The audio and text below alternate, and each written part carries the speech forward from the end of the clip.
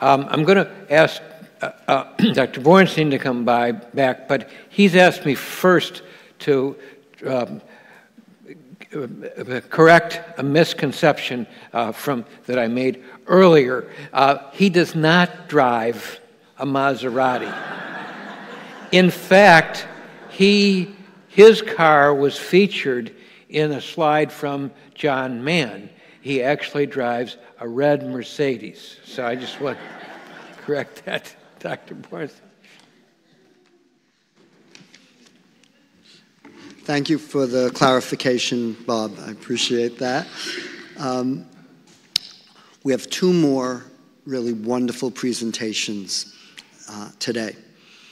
Since 2014, BBRF has been awarding the Pardis Humanitarian Prize in Mental Health.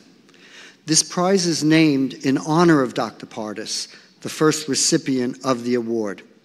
This international prize recognizes a physician, scientist, public citizen, or organization whose extraordinary contribution has made a profound impact on advancing the understanding of mental health and providing hope and healing for people who are living with mental illness. Later this evening, we'll present the Pardis Humanitarian Prize in Mental Health to Dr. Arthur Stewart and Dr. Robert Van Voren. Each of these extraordinary leaders will speak today. First, it's my honor and pleasure to introduce Dr. Arthur Stewart. Dr. Stewart is Senior Associate Dean for Community Health Engagement at the University of Tennessee Health Science Center, an Associate Professor and Chief of Social Community Psychiatry, as well as Director of the Center for Youth Advocacy and Well-Being at the University of Tennessee. Dr. Stewart has dedicated her career to helping the most disadvantaged and underserved people in our society suffering from serious mental illnesses. She is a leading voice in America about structural racism and its impact on mental health treatment for people of color. She has authored numerous publications on the determinants of disparities in mental health treatment. Dr. Stewart is a passionate advocate and leader, and I'm honored to have Arthur as a friend and colleague. I also want to share one more important piece of information. Today is Dr. Stewart's birthday. So, Arthur, please join me on the podium.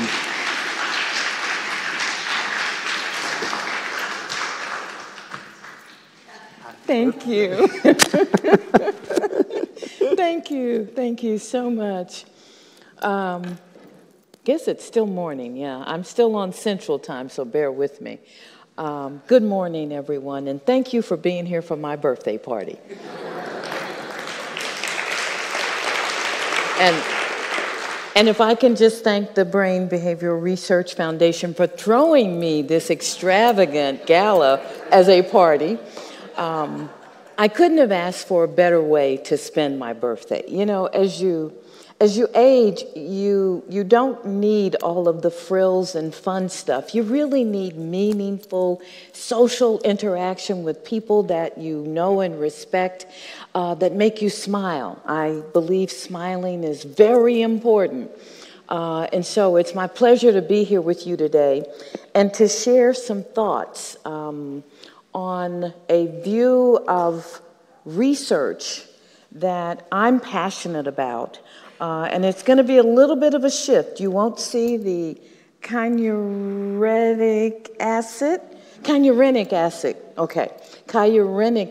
which I'm going to learn a lot more about, thanks to my brand new friend, Dr. Schwartz. But I hope you will see the connection between this excellent research that we've heard this morning and the way people like me who work in administration and policy and advocacy use your science to promote our policy changes, how we transform systems, how we address inequity and disparities using your research. So I hope I'm able to make that connection for you all today. I want to thank again the Foundation for my receipt of this award, and I'm certainly looking forward to hearing my co-prize winner in a moment. I will also endeavor, as the previous speakers have done, to stick to my 15 minutes or so. And as you can see, I'm going to talk more about aspirationally where we need to go to use this kind of research to address the kinds of disparities that we continue to see throughout mental health. Always a disclosure slide. I am currently president of the American Association of Community Psychiatrists. All of my friends tell me I have control issues because I like being presidents of things. And that's probably true, but I have no disclosures or conflicts of interest with today's topic. This is just a quick outline trying to keep me to my time of 15 minutes. Just a quick history, kind of a walk down the timeline of health disparities and research issues. Something about NIMH's strategic plan that I think is particularly relevant to our topics that we've heard about today. And then my version of some recommendations for groups like mine, academic institutions, as well as community-based organizations to consider as we move forward in the area of research around health and mental health disparities. This one slide captures the timeline for me of research and understanding of the science underpinning how we identify disparities in mental health and the inequities in the mental health system, what we have done previously to try to identify and address those things, and sets the stage for what we still need to do, in my opinion.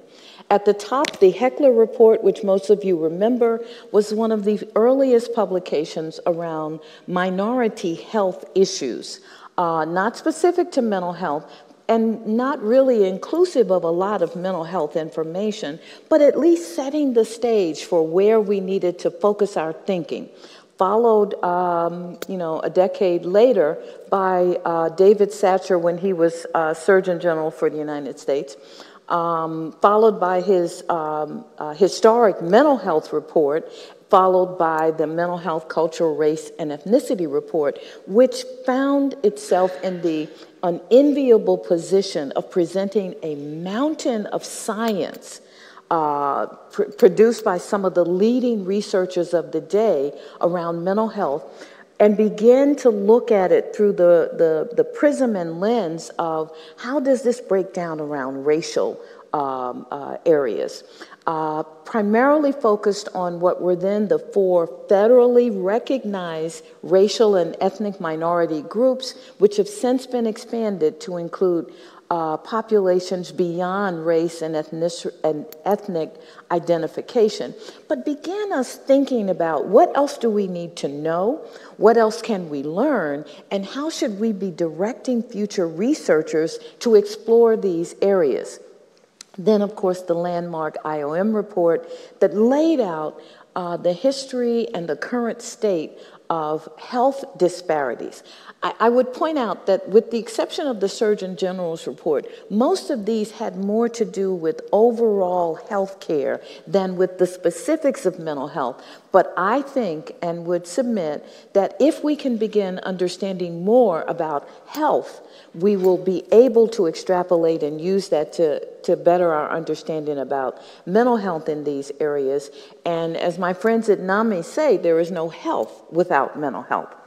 And then finally, the Sullivan report around health professionals, the diversification of the workforce, why it would be important to have a diversified workforce, and what we needed to do to create that kind of workforce.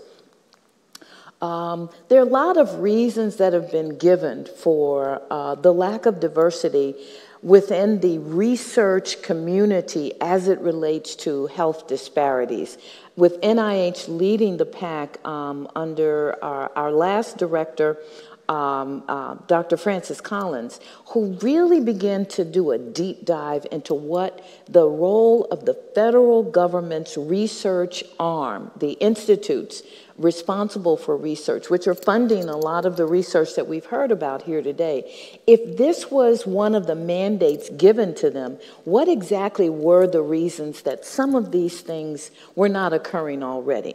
Now, on the premise that if you want to take a look at health disparities, part of it has to do with the passion of the people who are doing the research. It is typically understood that many people who do research in the health area are not particularly passionate about this, and if they are, they see no one-to-one value proposition for being interested and passionate about this work and getting funded for doing this work, because it has not been high on the list of things that were at the top of the pyramid for us. So some of the reasons that have been given over the years, it's a pipeline issue. If we don't have people who represent and reflect the diversity of the areas we want to study, we're not going to have people growing up to be those researchers.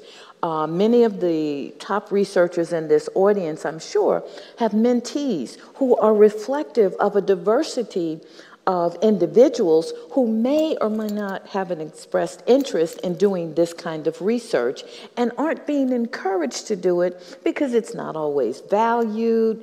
There are no resources specific to doing this. If you're in the academic pipeline, you really want to do research that focuses people on your abilities to accomplish things that have scientific value, that are monetarily equivalent to rising and succeeding in the academic pipeline. And issues and research around diversity simply aren't yet being reflected in those ways, with a value proposition, with an eye towards using it for academic accomplishment, achievement, and succession, and with an interest by people that you respect and admire to have you focus in that area.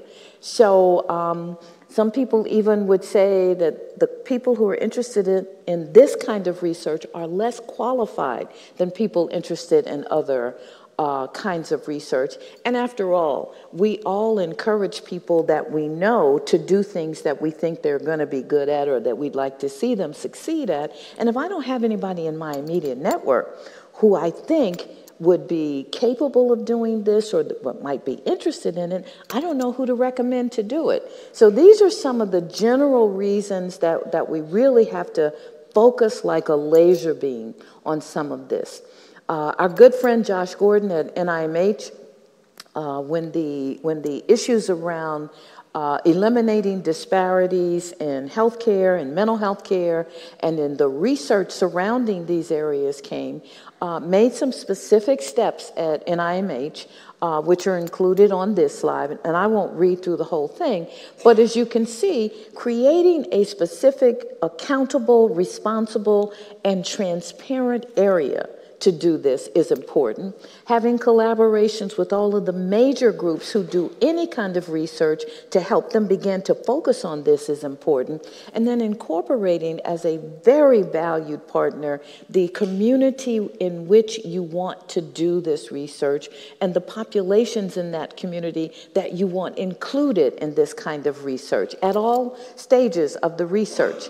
And these are just some very basic things that they were able to implement at NIMH to further the work of doing more research and more effective research around health disparities. This is all available on the NIMH website, so I'm not going to spend a lot of time on this. I think the important thing is that once the decision was made at the NIH level that this was going to be an area of priority work, each of the institutes had an opportunity to create the framework within their institute to accomplish the ultimate goal. And these priorities worked in NIMH or are working for NIMH and will continue to be implemented, according to Dr. Gordon, for as long as he's there, and also to be expanded to use to create the framework where more and more and more of this research becomes part of the basic bread and butter work of NIMH. This slide is only important because no matter what category of granting mechanism that we look at, there is a disproportionate representation of every other group in getting funded to do work. And obviously the tall column there on the left represents the number of white grantees, with the next highest being Asian, followed by African American, and both Native American and Alaska Native being on either side in very small numbers. And that's important to remember more so than the numbers themselves, because it reflects the current state of where we are with funding around disparities. If the people involved in most of the research are not interested in doing research on disparities, we will have less and less research on disparities, which means people like me who are looking to science to help us plan programs, explore with elected officials, funders, regulators, and others how to create the framework to transform systems to be more equitable across the board for all populations. We need the science getting done so that when I'm standing in front of Congress or my state legislature, I can point to evidence-based science. And you all know that now legislators believe evidence-based is the next best thing from I was recently elected to, and end that sentence however you want. So if you guys don't give me the evidence base, I can't make the case for system change. So please, let's do more of this. I'm going to get now to the more specific things that I wanted to talk about today. These are recommendations, and I really have to thank my colleague back at UT, who's our Dean for Research in the College of Medicine, Dr. Andrew Griffith.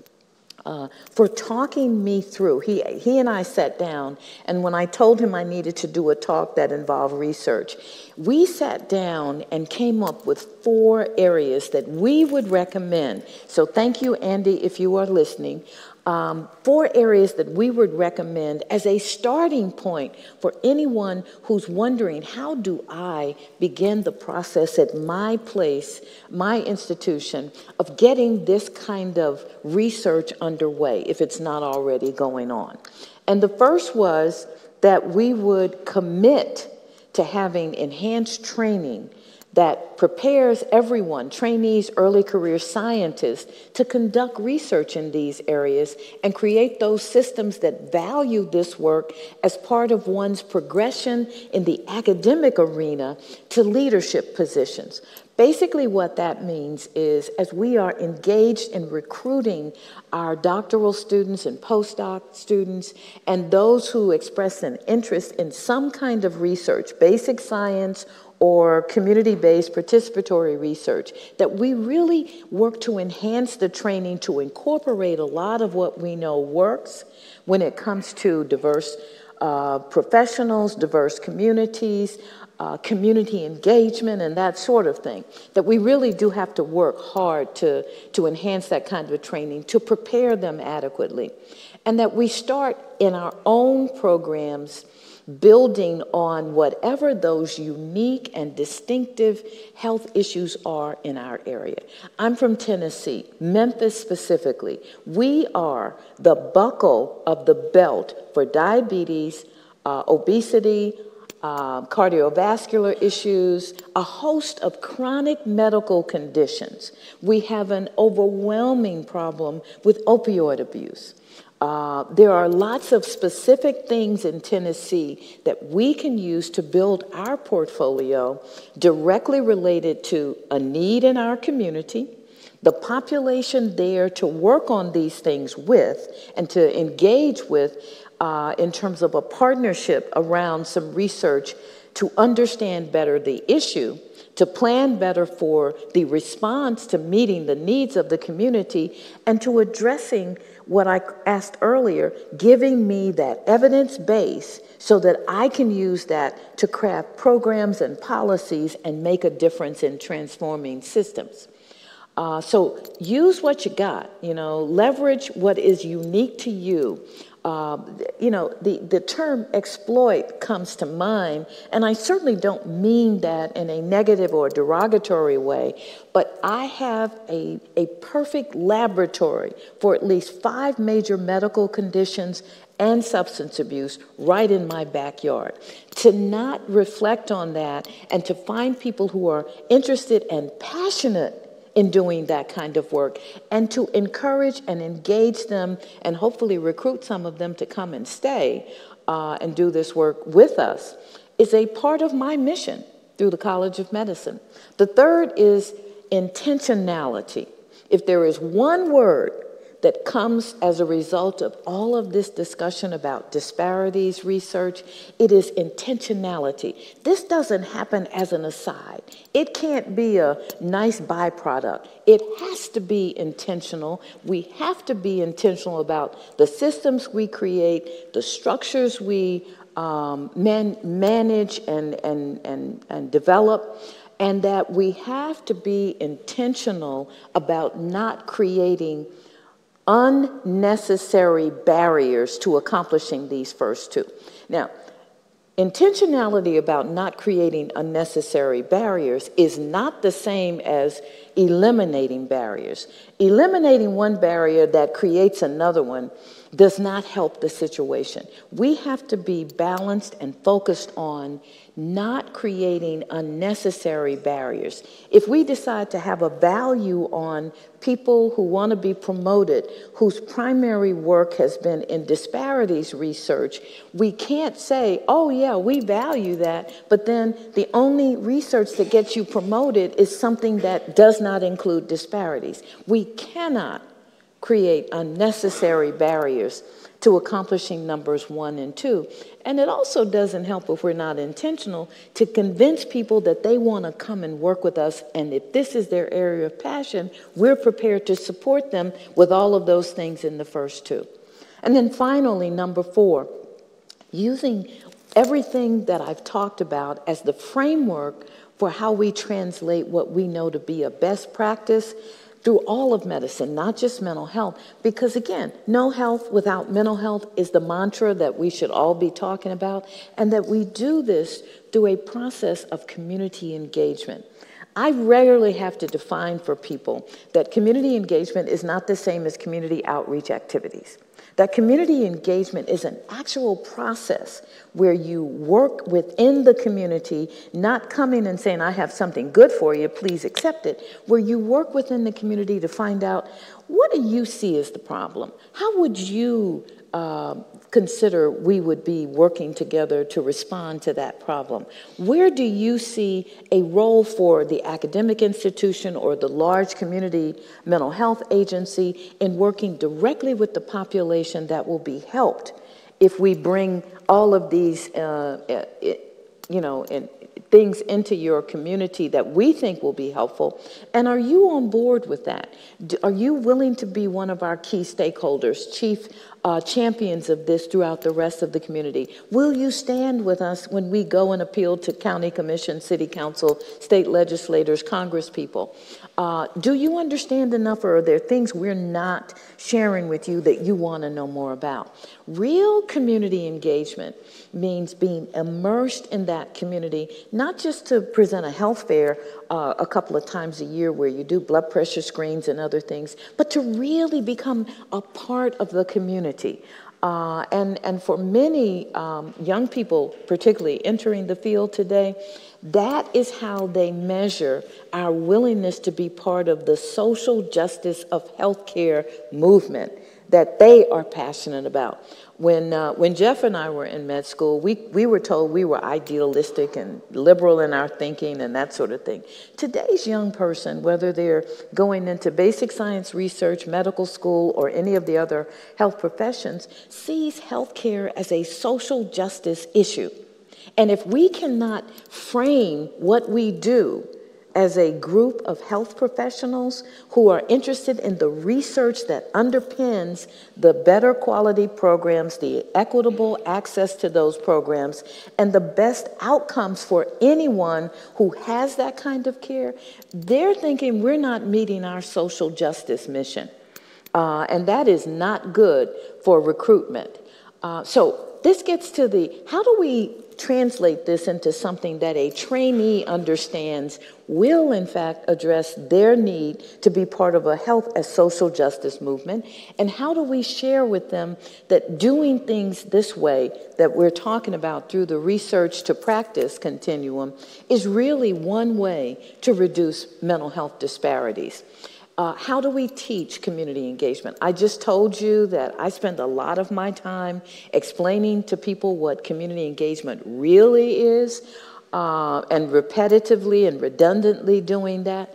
We have to come up with a better script for how we describe community engagement in terms of what we expect from the young people that we're passing this on to, from the mentees that we all now have.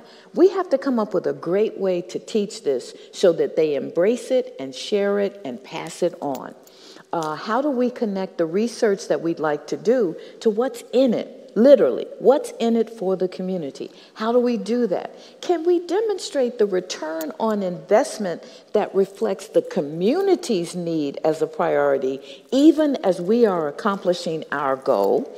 And does the trainee's clinical interaction reflect some incorporation of these outcomes of community engagement? This is just kind of the end point for me. If we're going to reimagine how we do this research, we have to not see it as not being scholarly work. We have to define it as scholarly research that should count for those things that matter to us in the academic arena. And we've got to work to deconstruct those policies and practices that don't reward our young psychiatrists. This is the house that we build. If we're going to really create a foundation for disparities research. I'm glad the slides will be available so I don't have to go through them. And I wanted to share this because someone talked earlier about the work that is now being done with supplements for prenatal condition, for women to use in prenatal time. And Dr. Carl Bell, my mentor, taught me this mantra: risk factors are not predictive factors due to protective factors. And while he has gone, he's gone now, I remembered this, and when I think of things like choline as a prenatal supplement, I think of Carl Bell's and his early work in that area. And then I'll end with this favorite quote from Mandela: "It always seems impossible until it is done." Thank you.